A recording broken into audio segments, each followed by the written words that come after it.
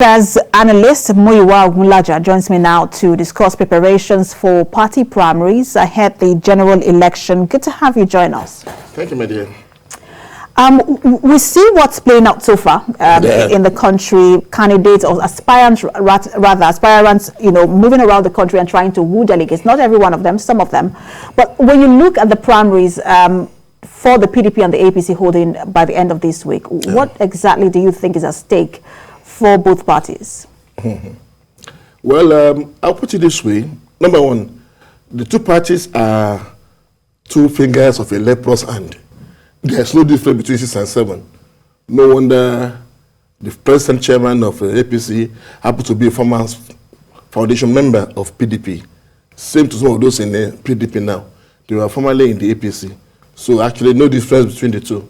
So for the two to have their primaries this week, points to the fact that we are not really moving from any place.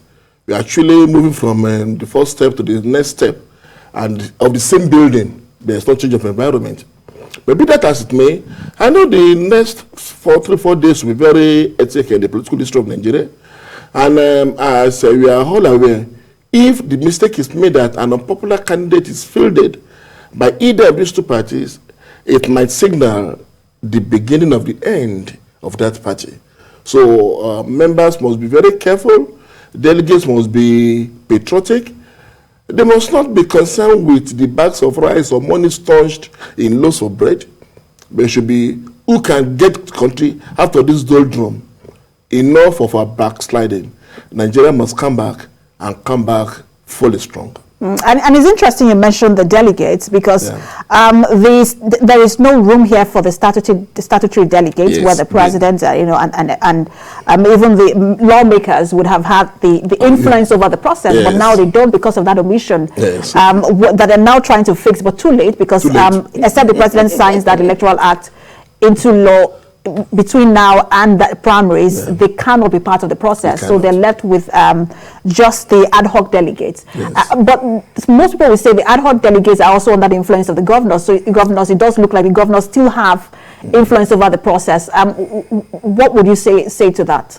The point is that it's a bit, to the best of his knowledge, the president must have his reasons for not attending his signature to the new electoral act, because if that has been done, definitely it should be a different ball game entirely without the statutory delegates.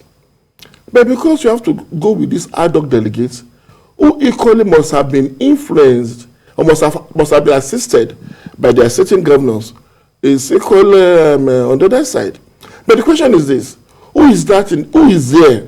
Who is that politician in this country now that is a politician of conscience? I really don't think there are many, and that shows the fact that whether I give it to Peter or give it to Paul, P starts Peter, P starts Paul. So I can't see any difference between the two. But all I know is that Nigerians should be very conscious of the fact that this country is the only country that you have, and that is an opportunity for them, the delegates, to start a new life for the country. If this is done, their names should go down in history as saviors of Nigeria.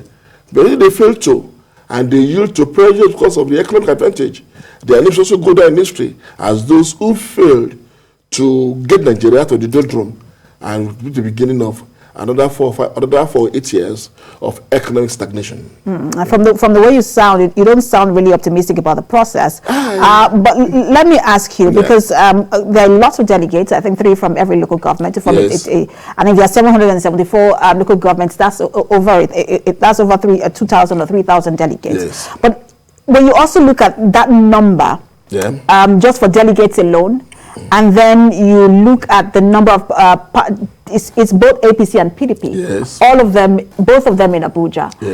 That's a lot of logistics for the party. What sort of scenario do you see playing out in Abuja this weekend? Because both parties are having their primaries just few hours apart. Political horse trading. The delegates from the two parties will exchange notes, and to be, what's your own brand, how much, let's talk with that. Okay, I will do this, I will do that.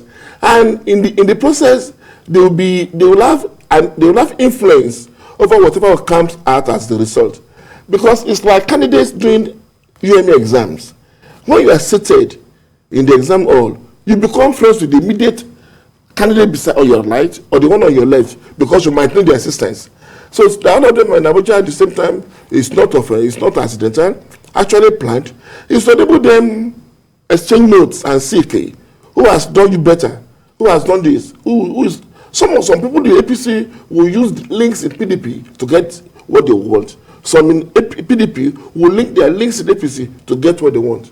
There is no party really that does not having what I will call inbuilt delegates that will be to the advantage of the opposing party.